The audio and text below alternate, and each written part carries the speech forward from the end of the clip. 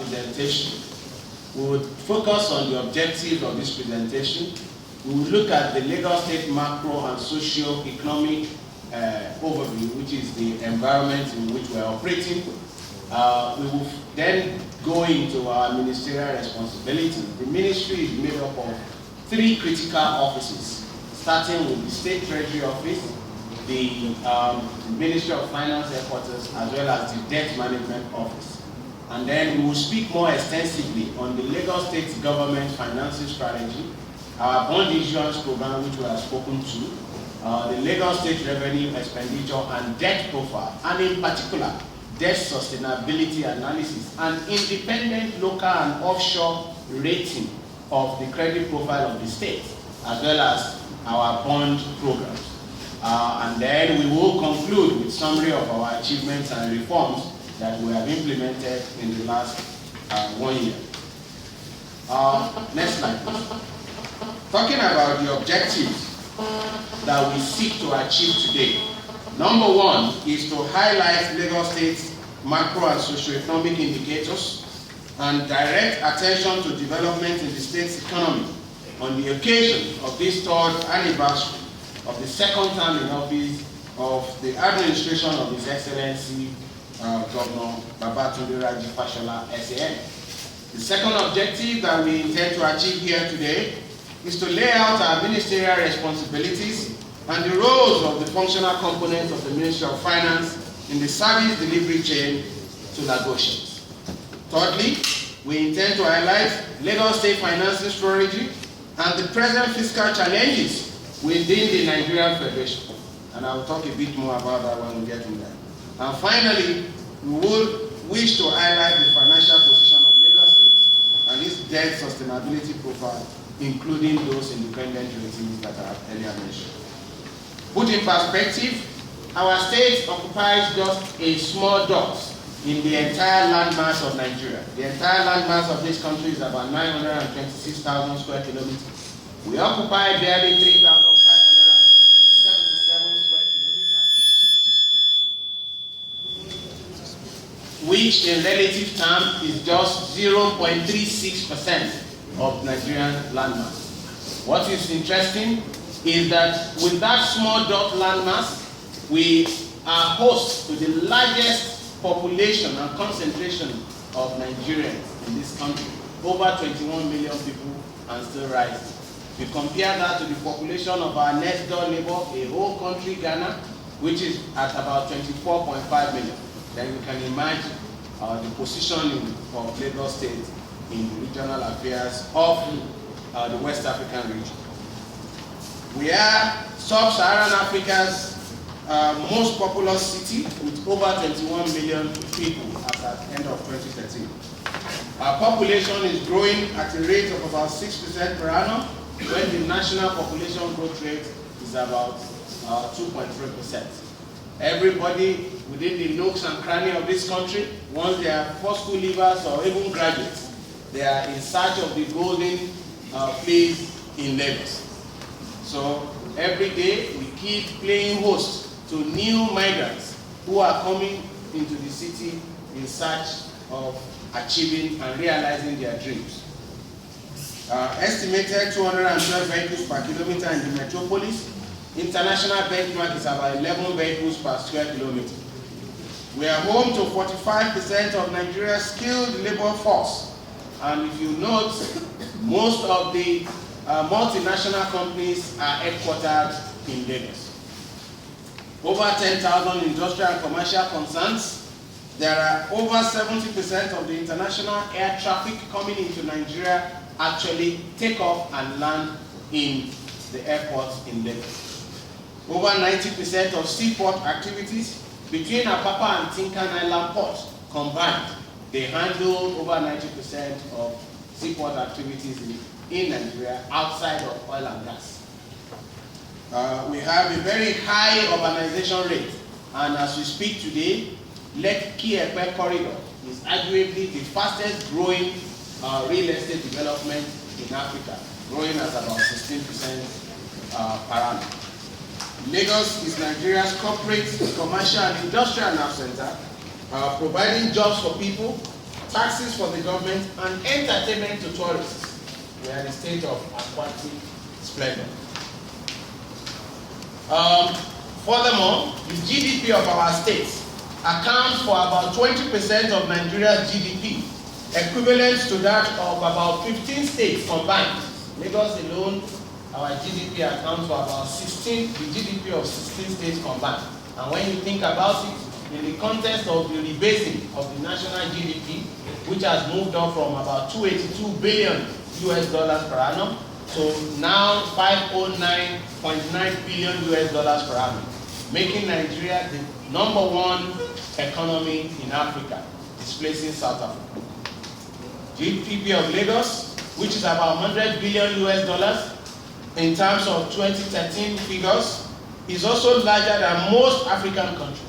Larger than that of Ghana, larger than Ivory Coast, larger than Senegal, and Kenya inclusive, just to mention but a few. Lagos State has posed impressive investment grade risk rating for a subnational within an entity or an imperfect federal system.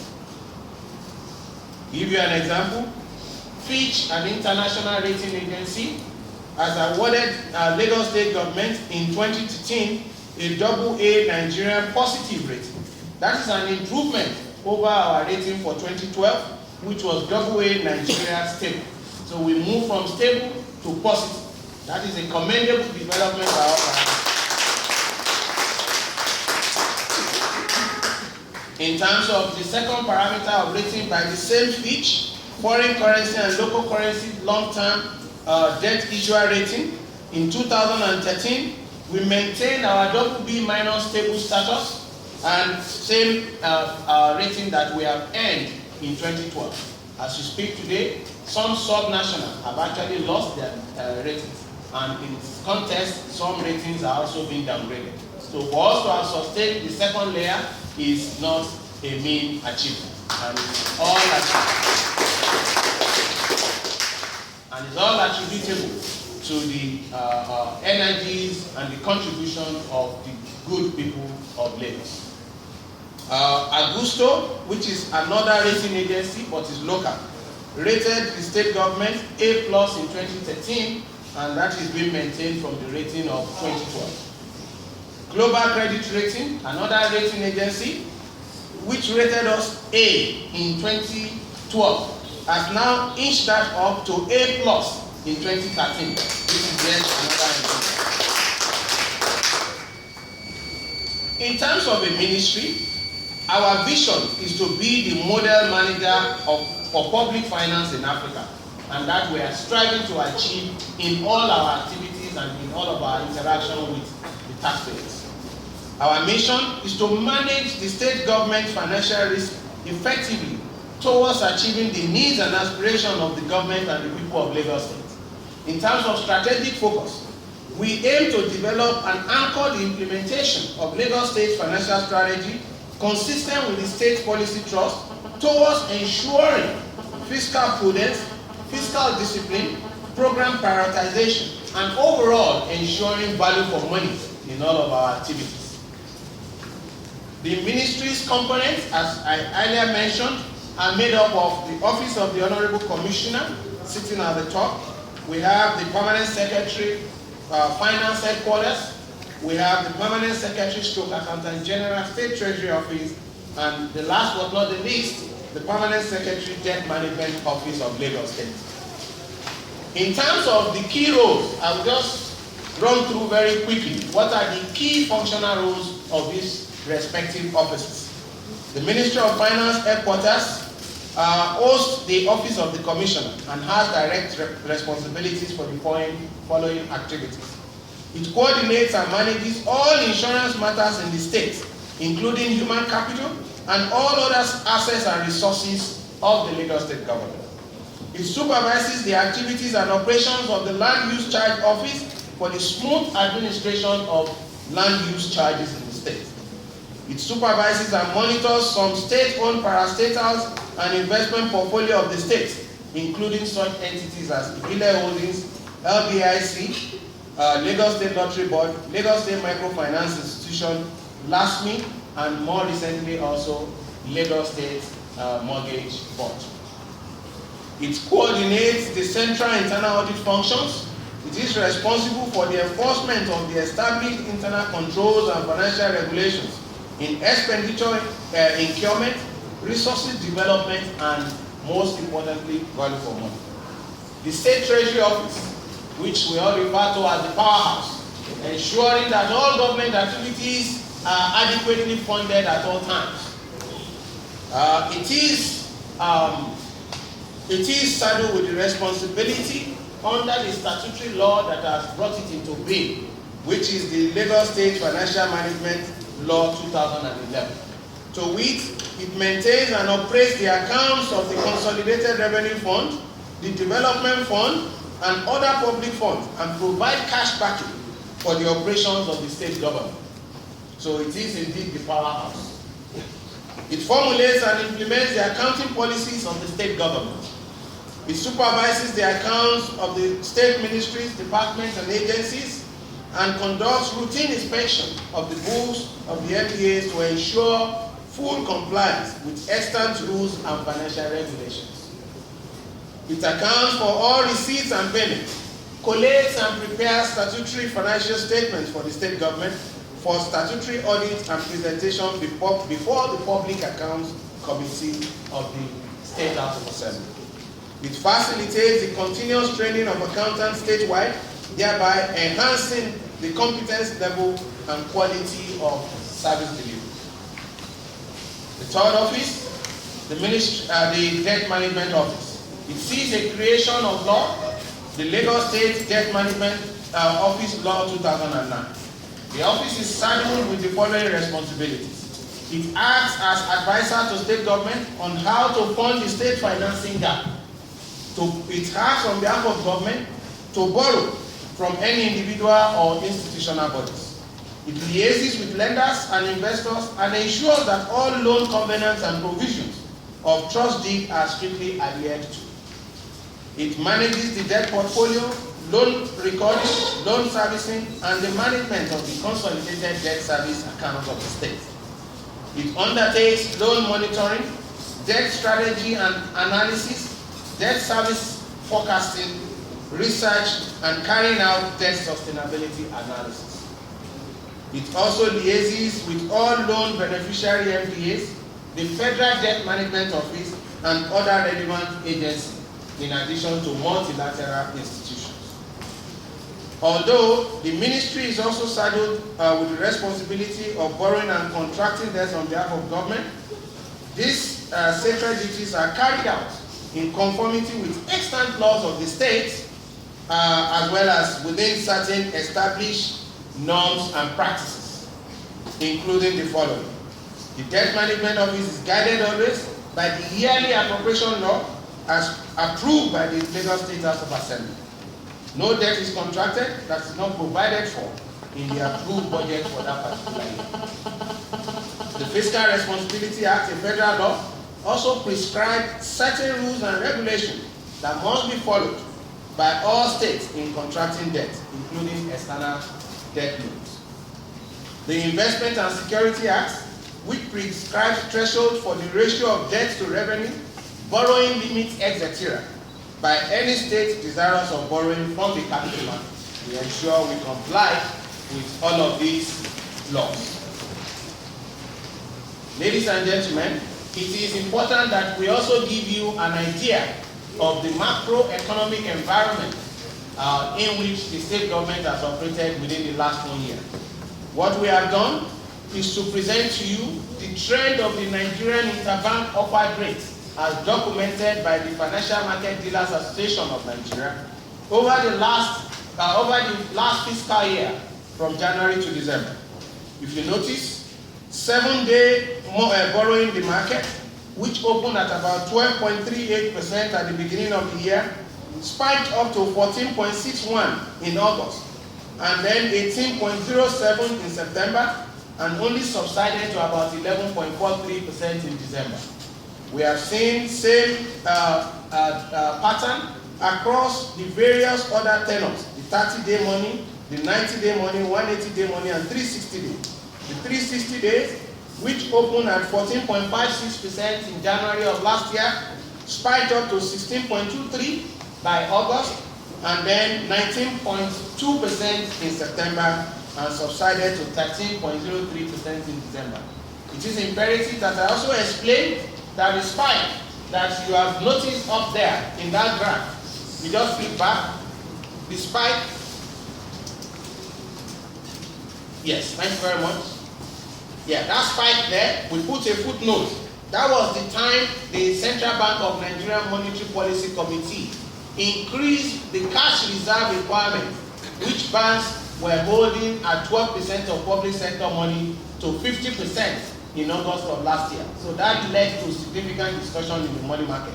By January this year, that was increased again to 75%. And by March, they increased the one for private sector from 12% to 15%. And as at their meeting yesterday, they have kept most of these thresholds and parameters constant. It is also important that we discuss the exchange rate environment in which we have operated in the last 1 year. Whereas in January of last year, the CBN rate has held steady at 155.24 naira to the US dollar. It closed in December at 155.22. Interbank rate, however, has been more of a zigzag effect. It opened at 156.95. In the course of the year, it went as high as 162 and then came down to 159 by end of year. Bureau de change rate, on the other hand, has taken a spike. It opened the year at 159.10 to the US dollar, and it ended up at 172.24. So we have seen continued pressure on the local currency. The consumer price index, which is a measure of inflation within the year in which we have operated, have subsided somewhat. It opened the year at 9%, and closed at about 8% in December. Distinguished ladies and gentlemen of the press, we also need to talk about some of the challenges that we have faced within the Federation in terms of the distribution of the federal accounts. We have seen during the course of that year, and still happening, dwindling level of revenue allocation to the 3 tiers of government. We have seen situation of unaccounted for oil proceeds. Depending on who you are listening to, probably the most recent figure in the mind of the public or in public domain is about $20 billion US. We have been told by the federal government that that figure is now being audited, and we anxiously await the outcome so that the 3 tiers of government can receive monies to continue to execute their programs and projects for the overall benefit of Nigerians. In the course of this period, we have also seen some deduction at the Federal Account Allocation Committee meetings, which are deemed not to be regular. And the first of them was the 1% statutory revenue allocation police reform that started sometime in October. Then oil pipeline protection, which started about 3 months ago. However, based on agitation and protest from states, led in particular by your government, those deductions have now been stopped. So we now await the refund of those earlier deductions from the Federal Account Allocation Committee. We've seen incidents of perennial oil theft, pipeline vandalization, and pipeline leakages. Those have been the information we've been given at the Federal Account Allocation Committee level. And just to give you a sense of what we are saying with regards to dwindling revenue of the federal government, as well as our fiscal reserve, which serves as buffer. The Federal Reserve balance as at April of last year stood at about $48.8 billion US. As at March this year, it has come down to about $38.9 billion US, a decrease of about $9.8 billion US, and that is 20% in relative terms. If you look at the excess crude account, in April last year, it was $6.9 billion. It has come down in recent times to about 2.5 billion, and that's a decrease of about 4.5 billion, equivalent of 64%. If we look at net statutory allocation that has been distributed on a monthly basis to the 3 tiers of government, as at last year, April, we were distributing an average of about 724.5 billion. At the last count in March, it was about 633.6 billion. So it has reduced by about 90 billion in terms of what the 3 tiers of government are sharing. In relative terms, that's about 13%. Looking at the financial strategy of the Lagos State government, this is hinged on the following broad platforms. The first one being internally generated revenue, which is what everybody that belongs to this commonwealth contributes into the pool. We are averaging circa 20 billion in the last fiscal year from IGR, which accounts for over 65% of our total revenue, with statutory allocation accounting for less than 35%, plus other sources. Our internal loans from commercial banks also help in augmenting our financial resources. We also tap into multilateral agency financing like the World Bank and the French Development Agency to augment our financial resources. We have the debt issuance program, which we have spoken to extensively, the 275 billion. But as of today, the balance outstanding stands at about 225 billion because we have repaid 50 billion of the first tranche that matured in February of this year. We complement all our efforts with public-private partnership arrangements, which are, with projects such as the Etios-Lekki-Epe Express Road, the tolling operation on the Lekki-Ikoyi Link Bridge, the Akute Power Plant, Lagos Island Power Plant, and of course, the first of its kind for a state government, for any seat of government in Nigeria, the independent power plant that has been deployed at the seat of government in Alausa, which has now enabled us to work 24/7 with uninterrupted power supply.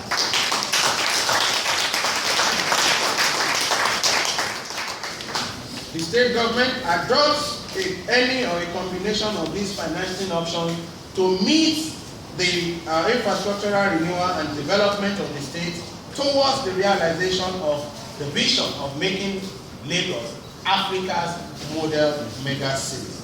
We continue to deepen and broaden the base of our internally generated revenue through more voluntary compliance and the expansion of the tax net. On this graph, what we have presented is just to show you the trend of our revenue generation in particular, our total revenue. And the first line at the top there is actually the total, is the IGR, internally generated revenue graph, which in 2009 was 178 billion naira, and as at end of last year has increased to 239 billion naira. If you look at value-added tax, it was 40 billion in 2009, and it has increased over the years to 69 billion as at last year. Statutory allocation was 42 billion for the whole of 2009. It has increased to 73 billion as at end of last year. Capital receipts, about 4 billion in 2009, has now grown up to 7 billion. Next slide. This slide is just a summary of our bond issuance program. In 2009, we raised the first tranche, which was 50 billion naira for a 5-year tenure. It matured in February of this year, and it is fully repaid. So again, as a very responsible and fiscally prudent government, we ensure that the commitment to our sinking fund is met out of our consolidated debt service account. Therefore, we are able to pay all our obligations as they fall due, including our bond obligations. The Series 2 tranche of our bond was for 57.5 billion issued in 2010, is for 7-year tenure, and it will mature in 2017. The Series 2 of Tranche 1 of the second program is for 80 billion. It was issued in 2012, and it will mature in 2019. The Series 2, Tranche 2 is for 87.5 billion, which we issued in November of last year. I mentioned earlier, we have now fully exhausted the prospectus for the 275 billion bond issuance program of the state. It is also important I mention that as part of our debt issuance program law in the state, we are compelled to transfer 15% of our monthly IGR to a consolidated debt service reserve account, which is managed by independent trustees. As we speak today, there are about 7 of them as appointed and regulated by Securities Exchange Commission, who are managing this sinking fund on behalf of bond holders. Next slide. And this is just to give you an idea of the legal framework and the security structure for our bond issuance program. At the top there, you see our federal allocated revenue come through. We also have our internally generated revenue, which contributes to the consolidated debt service reserve account, and also from FAC, federal allocation, we fund the sinking fund, which is held on behalf of trustees. And of course, this is held on behalf of the bondholders by trustees. And what we have done here is just to give you an idea of the enabling law that facilitates the issuance of the bond program.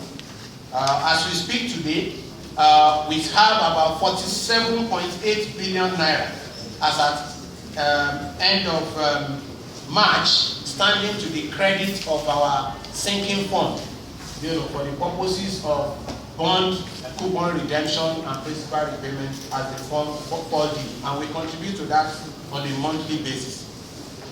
Distinguished ladies and gentlemen, this is just a summary of our expenditure profile over the last 5 years from 2009 to 2013, showing the 5 years averages. The same thing has been done for expenditure profile, the same thing has been done for our debt stock, and the same thing has been done for our debt sustainability analysis. What is important to note is that in this report, you will see how our revenue profile have trended up. You will see our expenditure profile, and these facts are available on the website of the Lagos State government as we speak today. So they are not hidden. So we continue to be transparent and accountable in all of our dealings to the Commonwealth. As you will see, please go to the, on that slide. As you will see in this row 36, you will see our borrowing limits, whereas we are supposed to borrow 50% of the last 3 years average total revenue. We are currently borrowing barely at about 40%, and the average over the last 5 years has been 31.38%. If you look at debt service on row 7 to total revenue, we are allowed to be at a limit of 30%. In fact, that is the international benchmark. The one recommended by the Debt Management Office at federal level is actually 40%. Your state government today is standing at barely 13%. So we are not in any way deploying or taking the whole of the advantage of the capacity that we have. So we have been approaching this very, very prudently. If you look at our total debt to GDP, we are allowed 20%. But where we are today, we are at about 2.98%. Our deficit to GDP ratio, we are allowed 3%. As of last year, we are only at 0.29%. We've discussed the whole of the rating. The ones I just need to emphasize here are the ratings of the respective bonds. If you also notice, each of the bond programs that Lagos State has issued has its own rating, and it is rated by Augusto as well as Global Credit Rating. For the 87 billion bond, which is the most recent here, Augusto rated it AA-, and that's an improvement from A- of the previous bond. GCR, Global Credit Rating, rated it also AA-. That is an improvement from A- the previous year. Next slide, please. And this graph is just further explaining what I have discussed in the debt sustainability analysis, which is showing that for our liquidity ratio, our debt service to total revenue, this is where we are, barely 5%, and we are allowed to go as high as, barely 13%, and we are allowed to go as high as 30%. If you look at our total debt to GDP in graphical terms, you can see the headroom we have and the buffer. We are just barely 2.98%, whereas the benchmark is 20%. Ditto for total debt to total revenue, which is sitting at 112 compared to 250% benchmark that we are about to contract. I will now quickly run through specific achievements of the respective offices in the Lagos State Ministry of Finance. Finance headquarters. Over the last 1 year, there has been an enhancement in the activities of the Land Use Charge Office. They've added additional 6 zonal offices, thereby increasing the total number to 18 to improve citizens' convenience and access to their offices, and in also responding in terms of service delivery to the citizens. Their enumeration has also continued to improve considerably, and we are beginning to see more efficiency in our collection and service delivery to to property owners. Also in that ministry, we have established a legal department which is all aimed towards enhancing our service delivery. So like before, every issue that has got to do whether on legal matter, we have to refer first to the Ministry of Justice, wait for them to come back to us before we respond to the citizen. But now we have an embedded legal department, so that improves our service delivery capabilities.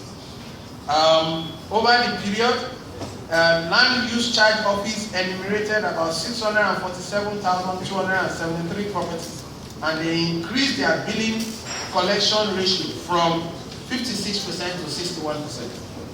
We have restructured the insurance risk program for officers and assets of the state by optimizing the scope of coverage for effectiveness and adequacy, especially on our strategic assets.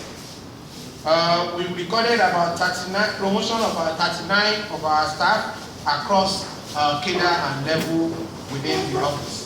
We have also embarked on training of our people via conferences, local courses, and foreign as applicable. The State Treasury Office, general improvement in payment processing by deployment of e-payment platforms, such as online payment using the facilities of the Nigerian Interbank Settlement System. Immediate alert on payment to all counterparties through the use of bulk SMS and direct contact by dedicated relationship management officer. Again, in terms of feedback and accountability, when we effect payments to contractors or to MDAs, we don't just sit on our offices and wait for them to come. We proactively alert them and call them that your payment is ready, please pick up your transfer, so that we cut down on delays in payment. We have also streamlined our payment procedures by adopting day-specific tiered payment system as against an ad hoc approach where payments are effected every day. What we now do is to ensure that certain thresholds of payments are done at a particular day of the week, which is on Wednesday, and higher thresholds are effected on Thursday. This allows the Treasury Office more time to plan their activities in an orderly and efficient manner. We have also eliminated payment of commission on turnover by all ministries, departments, and agencies of the Lagos State government. And this has led to significant cost savings for us in our operations. In that office, there has been promotion of over about 161 members of staff across Kenya. They have also embarked on their own capacity capacity building and training program. The Debt Management Office over the last 1 year has delivered on the following milestone achievements. They successfully raised the 87.5 billion 7-year bond issued in November at a very, very competitive coupon of 13.5 compared to any of our peers. Any other state government that issued bond at that time could not get anything. And that offer was also oversubscribed. It was about 140% subscribed, which means that investors still repose strong and considerable level of confidence in the government of Lagos. During this period, we have also worked assiduously to secure the approval of the World Bank for the second tranche of our development policy operation budget support for $200 million. This is soon to be disbursed to fund ongoing fiscal projects in the state. We now await the approval of the Federal Executive Council to be able to draw down on that facility. Ditto, the World Bank approved for our Lagos Eco project an additional $42.3 million for the upgrade of public schools across the state. And this is also awaiting the approval of the Federal Executive Council for sale to be disbursed. Our internal borrowing over the last 1 year, we have also contracted at a very, very competitive rate. We are at about 5% below what peer states will borrow or what market is offering. We have ensured a very robust debt sustainability ratios, which is culminating in the improved credit rating, both local and international, that we have presented on our various debt instruments and on our states in particular. We have continued to responsibly and prudently manage the debt portfolio of the state. The ministry recorded about 10 promotions of staff members, and they've also continued to sharpen their skill sets by embarking on continuous capacity building programs. In terms of our outlook for the next 1 year, the Ministry of Finance will focus on attention on key issues and reform discussed as follows. We will expand the online payment capabilities to include point of sales, ATM, mobile phone, etc. to engender citizens' convenience in paying for services and taxes. We will update policies, financial regulation, as well as enhance internal processes and procedures. We will progress the implementation of the International Public Sector Accounting Standards, reporting as prescribed by the International Federation of Accountants Board, as well as the Financial Reporting Council of Nigeria. We will continue to bolster across board on the capabilities of the ministry in terms of our strategic focus, fiscal prudence, fiscal discipline, programs prioritization, and value for money. We will also overall focus at achieving people-centered services and maximize convenience for the citizens at every point of contact with the ministry in terms of service delivery. Distinguished ladies and gentlemen of the press, I thank you for your rapt attention and thank you for listening.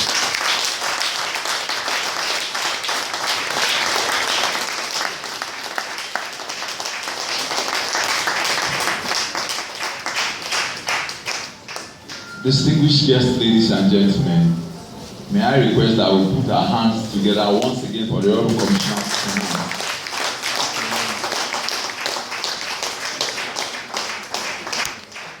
As you are all very much aware, an integral part of the ministerial press briefing is the question and answer session by journalists.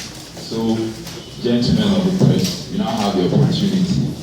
The house rule is identify yourself and the medium you represent and make your questions as brief as possible.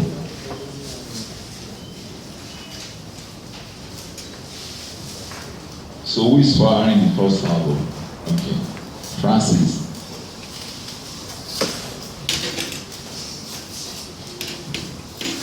Good morning, Honorable Commissioner. My name is Francis Suberu. I report for National Bureau newspapers. My first question is on the bonds. That I want to know the implication of this bond on the finances of the state. over the years, and especially in terms of repayment of the loan or bond. Which shows that there is sufficient capacity. Any parameter, if you are doing credit appraisal, there is sufficient capacity to service those debts. And that is why we also demonstrated to you that the first of the tranche of the bond, which matured in February of this year, 50 billion we raised in 2009, was repaid fully from the sinking fund without any issue. As we speak today, you have another 50 billion in that sinking fund managed by third parties. They are entrusted in the hands of independent third parties called trustees, regulated by the Security Exchange Commission. So if we do not comply with those extant loan provisions, we will not be in a position to borrow. And of course, the tenor of the loan, there is a legal framework which I also alluded to. We didn't just wake up and start borrowing in an unbridled manner. There is a legal framework that was put in place back in 2008 through the debt issuance program law of Lagos State, which gives us the legal teeth to embark on our borrowing activities in that regard. The Debt Management Office was also set up via a law in 2009. So it's not just as the state government feels. We are guided by solid legal and regulatory framework. Some of the loans have tenors of 7 years, so we cannot create mismatches. The only reason why you go and borrow is to hedge against inflation. As you very well know, 10 kobo today is not 10 kobo tomorrow. The infrastructure, the road we can deliver today for X naira, we cannot deliver it for the same amount tomorrow or less tomorrow. So at times when you borrow in a very prudent manner to finance developmental projects or economic projects, they have multiplier effect on the economy. The economy will continue to grow rapidly, and then the government will have the capacity to continue to service those obligations without creating any stress on its finances. And therefore, the loans are not meant to be prepaid in 2015. They run for tenors ranging from 2017 to 2019 and 2020. And a structured framework is in place to ensure that those loans are serviced. Sorry. You also wanted to know the $200 million US dollars. As you very well know, way back in 2011 precisely, the World Bank has actually put in place an approval in principle for a total development policy operation budget support facility for the state government in the amount of $600 million US dollars. In December of 2011, we drew down the first tranche of $200 million. We were meant to draw down the second and the third tranches in 2012 and 2013. But owing to certain delay at the central, we were unable to do that. So we only just secured in late last year the approval of the National Assembly for that amount to be included in the National Medium-Term Borrowing Plan, which has now enabled the World Bank to approve that second tranche, which we should have taken in 2012, in March of this year. It is now before the Federal Executive Council. In terms of specific projects that we will spend it on, as we told you, most of the projects we embark upon are long-term projects, massive investment. So one single loan is not enough to complete those projects. So we use a variety of sources of financing, including IGR, commercial banks loan, bond, multilateral support to finance those projects. So the shoreline protection will still benefit from it. The water project will benefit from it. The rail project will benefit from it. A lot of the intra-city roads will also benefit from it. Schools rehabilitation will benefit from it. Some of our MCCs that are not fully completed will benefit from it. We ensure that when we tap on this facility, we touch every critical sector of the economy, in particular to Human Development Index. So whether it is education, whether it is healthcare delivery, whether it is environment and sanitation, right, and all geared towards improving on our service delivery and infrastructure delivery to the citizens. Mr. Joshua Bassi, Business Day, fact reductions, how much are they? For police reform, to date, we have well over 200 million that has been deducted at FAC, which we expect a refund to come through. It's over a period of about 5 months. For oil theft protection, we have about almost 100 million that have been deducted over a period of 2 months. So we're looking forward to constructively continue to engage with the relevant agencies at federal level to effect the reform at this point. So we are collaborating and working hard together to ensure that the reforms come. Francis National Mirror. Implication of bond repayment on our finances. Well, I think I've discussed that a little bit in answering Mr. Alapade's questions, which is, we've said to you extensively that number one, if there is a strain on our ability to service our debt, or a potential that it will strain our finances, the international rating agencies will not continue to rate us and nudge up our ratings. Same thing for the bonds that we have issued.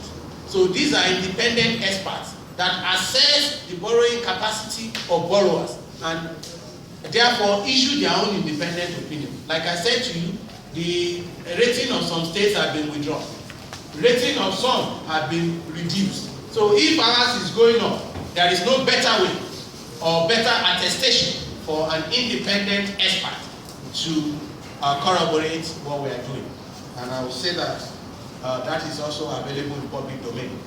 If you just Google Fitch International Rating on Lagos State, you will see the whole report. Mrs. Ademola, I'm not sure we'll publish that on our website, the full report. But it's just available in public domain. You know, if you just Google it, you will see the rating there. And what's the implication of the rating? The implication of the rating is that it continues to be a strong attestation on the financial wherewithal and the fiscal sustainability of this state government. You ask about our financing for Lagos. Yes, we took a foreign loan as well as a local loan to finance some of the buses. I think way back in 2007 thereabouts. One facility from African Export-Import Bank based in Cairo, which is now fully paid. And then there was a small amount also from one or two local banks, which is now fully paid. On top of my head, I can't tell you that this is the figure because I wasn't prepared to answer that question here. But it's something, if you still want to agitate for that, we'll be more than happy to undertake a walkthrough with you and get management officer. Thank you very much, sir.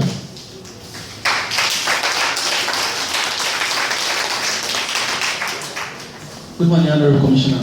My name is Eniola Ajayi. I report for Voice of Nigeria.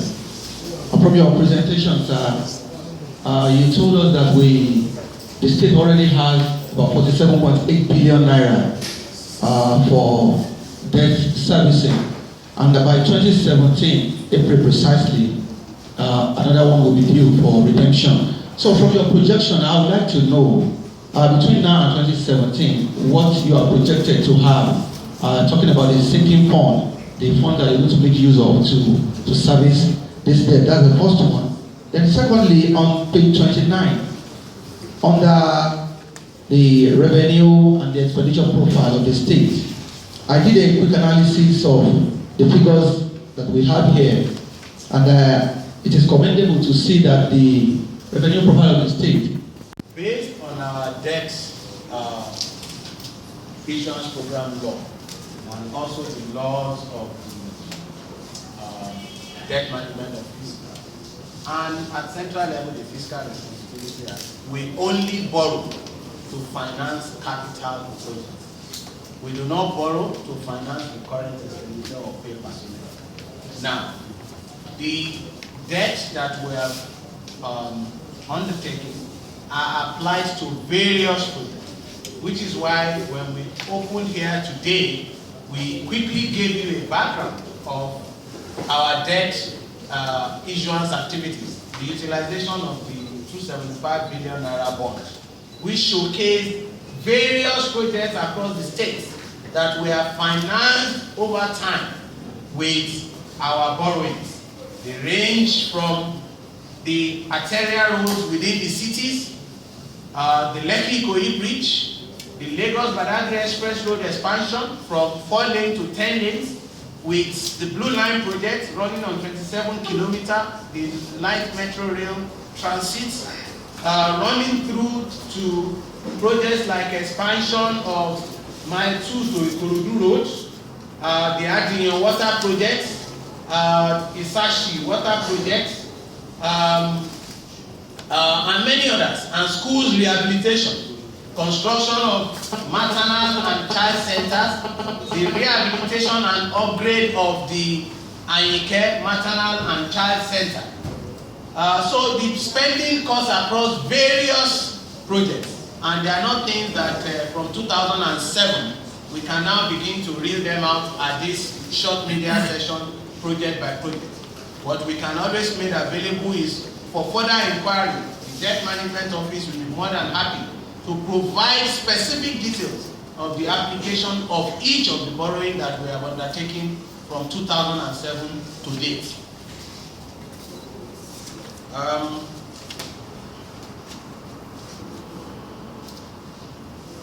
Okay, now the second question from Mr. Jite Abere is with regards to Lekki-Ikoyi Link Bridge. His PPP and his toll. What is Lagos State counterpart funding? Truth be told, the bridge was funded 100% from the resources of the Lagos State government. That is, when we showed you, we showed combination of internally generated revenue, bank borrowing, bonds, as well as World Bank support. On the bonds alone, I think almost 16 billion or so of bond proceeds, thereabouts, on top of my head, went into the funding of Lekki-Ikoyi Bridge, among other sources that we applied to finance the construction of Lekki-Ikoyi Link Bridge. What we have done is, in order to keep that critical asset of infrastructure in good state of repairs at all times, we brought in a concessionaire as duly contracted within the ambit of the Lagos State PPP law to deploy an electronic tolling system on the bridge, which is just essentially to collect toll that will provide funding for continued maintenance of the bridge. And it will also assist in buoying up our internally generated revenue towards the servicing of the debt that we contracted in the construction of that bridge. So we have part of our debt proceeds that have been applied towards the construction of the bridge. So it's not just taxes that we have applied in constructing that bridge. Mr. I don't think I get this name, but the question is, our question is simple. What projects were funded with debt in Lagos State since 2007? Kindly provide a link to the website where you can find it. If you go to the State Tenders Board website, on the Lagos State website, we have a link there to give anyone an idea of all the projects that were funded in the state with debt. The Debt Management Office also has a link. I said earlier before that all these 5 years trend that were presented, including our debt profile, are provided on that Lagos State website, and it's www.lagosstate.gov.ng, and the various links are there for anyone that is very inquisitive. Mr. Eniola Ajayi of Voice of Nigeria, you did allude to the fact that we mentioned the 47.5 billion for bond service in the sinking fund. That's very correct. And as we say to you, it's a very strict regime.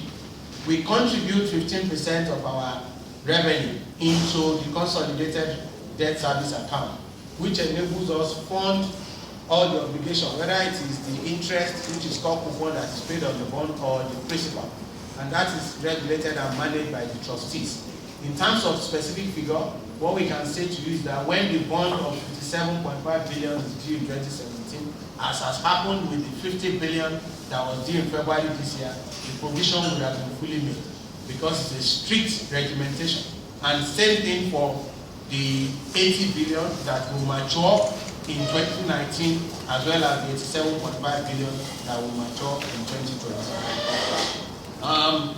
You said that we are seeing increasing IGR, likewise increasing debt profile.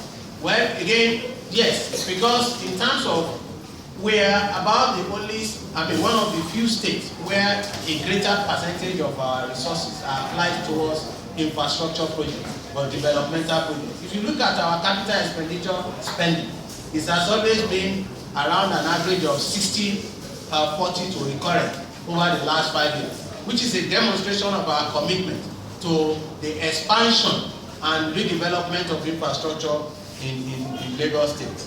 You know.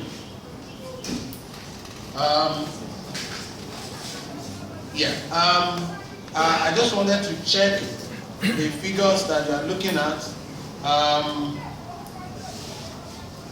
Capital expenditure, page 29. 28.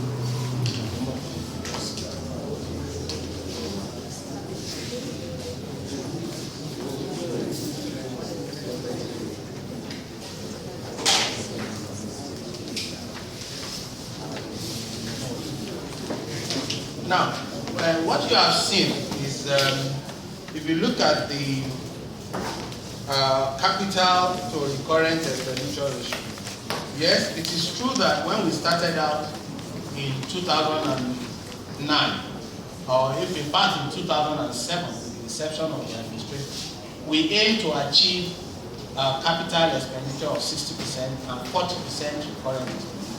But again, as you very well know, as you build out infrastructure, over time, when you complete the infrastructure, in the early year, you spend more on construction, which is the design and build. But when you finish, like Lekki Ikoyi Bridge now, we finished it last year, and it came into operation on May 29 of last year.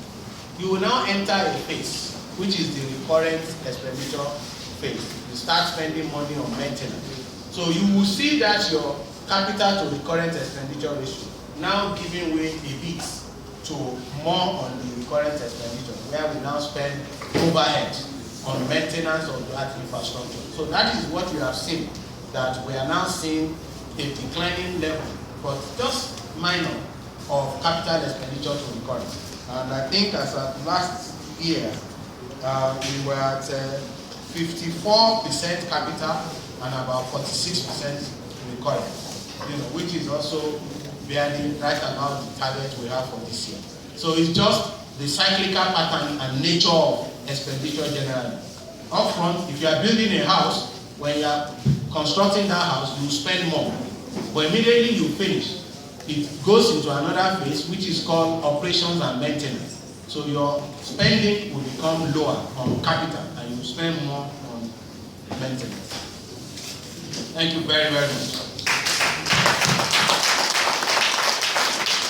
Has no business in business for which it doesn't have the capability. When you talk about toll management, it is a specialized function the world over where tolls are deployed. Whether you go to South Africa, just in a backyard, or you go to Ghana, or you go to Kenya, or you go to even Dubai. If you cast your, mind down memory lane, when federal government had tolls on all highways in Nigeria, they were being collected by people who would dish out manual receipts. What we found out over time was that most of those receipts were not actually government receipts. I mean, it's just obvious that the Federal Ministry of Works, as it then was at that time, didn't have the capacity and the capability for such function. So we didn't think it was wise on the part of government for us to venture into toll collection. It was more efficient for us to have those who have the expertise to come and do it, and then ensure that the revenues that are collected are duly accounted for in a very modern way, using electronic tolling system rather than manual receipts. When you say that, why ab initio didn't we give it to the concessionaire to build? PPP projects the world over have various variants. A public-private partnership arrangement can range from even leasing this space to somebody to build this hall, and after you have built it, government can lease it from you and pay you based on availability, which means that in terms of the service scope, we define what we want. We want a media room that will seat 100 people at all times. The air condition must be functioning, the audio visual must be available 99% of the time, and when we check against that parameter at the end of every month based on agreed service level, we pay you for that service. The same thing, when you are building a road project, you can approach it either you go into the market with the possibility of the private sector undertaking that construction on its own, which is called design and build, and also undertake operations and maintenance, and maybe at some point transfer it back to government. But if the project's fundamentals are not such that can enable the private sector raise money, which they call bankability, whether the project is bankable, if they cannot raise money doing that all on their own, you will see a situation where government will step in to bridge the gap in funding. And bridging the gap in funding means, for example, this project, if you look at it from the whole spectrum, design and build, operation and maintenance. What did government do? Government undertook the design and build, borrowing on its own balance sheet and complementing it with internally generated revenue. And then the private sector was brought in to undertake the operations and maintenance. Contrast that with Lekki-Epe Express Road. The Lekki-Epe Express Road, the whole thing, design, build, operate and maintenance, was put in one transaction and given out to the concessionaire. So there are various variants. On the light rail, for example, that we are developing, Blue Line, we adopted a similar approach to the bridge, which is the design and build of infrastructure, the rail track, the stations being undertaken by the state government through borrowings and other internally generated revenue. Today we are involved in negotiation with the concessionaire to provide the trains, which they normally refer to as rolling stock, as well as operations and maintenance, the signaling system, the power system, and communication system. So it depends on what variant of PPP you are adopting. But PPP, and also important to emphasize that the PPP law of Lagos State empowers the office of PPP to designate a public asset in the state as one that charges can be levied on. And that is what has been done on the Lekki Ikoyi link. I thank you very much.